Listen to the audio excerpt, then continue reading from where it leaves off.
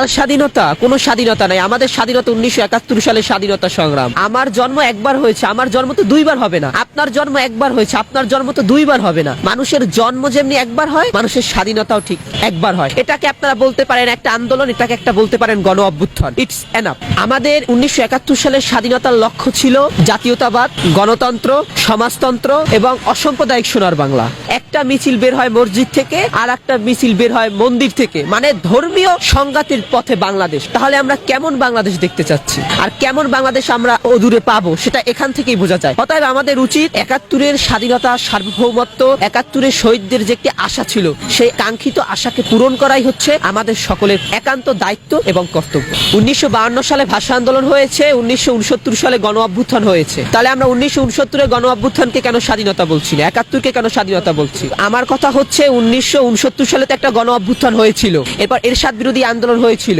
সে হচ্ছে গণতন্ত্রের বিরুদ্ধে। সে সেনাবাহিনীকে ব্যবহার করে দীর্ঘ 9 বছর এই দেশের মানুষের রক্ত চুষে খেয়েছিল। তাহলে সেটা ছিল সবচেয়ে খারাপ এবং ভয়াবহ শাসন। তাহলে সেটাকে কেন আমরা স্বাধীনতা বলছি না? তাহলে এটাকে কেন আমরা স্বাধীনতা বলছি? আমাদের চিন্তা চেতনাকে 71-এর সাথে সামঞ্জস্য রেখে আমাদের কথা বলতে হবে। আমরা যদি 71-এর বিরুদ্ধে কথা বলি, তাহলে আমাদের শহীদেরা কষ্ট পাবে। আমাদের লক্ষ লক্ষ মা বোন যারা ইজ্জত দিয়েছে, লক্ষ লক্ষ ভাই বোন যারা রক্ত দিয়েছে, লক্ষ লক্ষ ভাই বোন যারা নিজেদের যৌবনকে দান করে দিয়েছে, তাদের আত্মা এবং তারা কষ্ট পাবে। আমি কোটা সংস্কার আন্দোলনে আমি সম্মুখ সারির আমি একজন যোদ্ধা ছিলাম, এটা চিরন্তন সত্য, ইউনিভার্সাল ট্রুথ। কিন্তু আমার ঘটনা হচ্ছে কি, আমি হচ্ছে সবসময় বর্তমান প্রেক্ষাপট নিয়ে ভাবি। আমি হচ্ছে যেটা সত্য সেটাকে বলতে হবে, আর যেটা মিথ্যা সেটাকেও বলতে হবে। কারণ আমি আদর্শ মানুষ হতে চাই। আমি সত্যকে সত্য বলবো, মিথ্যাকে মিথ্যা বলবো। কোঠা এই দেশে আমাদের পিছিয়ে রাখতো, এজন্য তার বিরুদ্ধে আন্দোলন করছি। It's enough. ওই কোঠা তো এখন আস্তে আস্তে আরো বাড়ছে। শেখ হাসিনা তো 60% দিয়ে গেছিল, এরপর তো এখন তো দেখছি আরো বাড়ছে। এখন কোঠা ছাড়াই তো চাকরি হয়ে যাচ্ছে।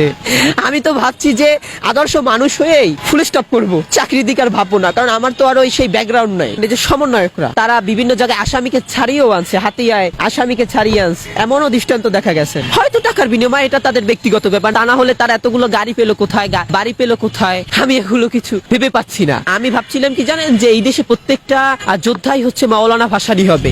যে মাওলানা ভাসানী তালের টুপি নিয়ে নিজে রান্না করে সেই খড়কুটার ঘরে বসে তিনি বসবাস করেছে। তিনি কখনো ক্ষমতাকে তিনি কখনো ব্যবহার করে নাই। মাওলানা ভাসানী এরা হচ্ছে এখন রক্ষক হয়ে ভক্ষক হয়ে গেছে। রক্ষক এখন ভক্ষক, কোঠার জায়গায় কোঠা রইলো, আর আমাদের জীবন, আমাদের শ্রম, আমাদের রক্ত সবকিছু পানি হয়ে গেল। 1971 সালের 7ই মার্চে যে বঙ্গবন্ধু শেখ মুজিবুর রহমান যে একটি ভাষণ দিয়েছে, বিশ্ব সারা জাগানো ভাষণ, এবং আমরা যেটাকে বলি সম্মোহনী নেতা, মানে 7ই মার্চের যে ভাষণটা। আমি পুরান ঢাকার ঐতিহ্যবাহী মহাবিদ্যাপীঠ সরকারি সৈয়দ সোহরাওয়ার্দী কলেজে একাদশ শ্রেণীর মানবিক বিভাগে অধ্যয়নরত আছি। আপনার স্বপ্ন কি হতে চান জীবনে? আমার জীবনে যে স্বপ্নটি, সেটি হচ্ছে একজন আদর্শ মানুষ হওয়া।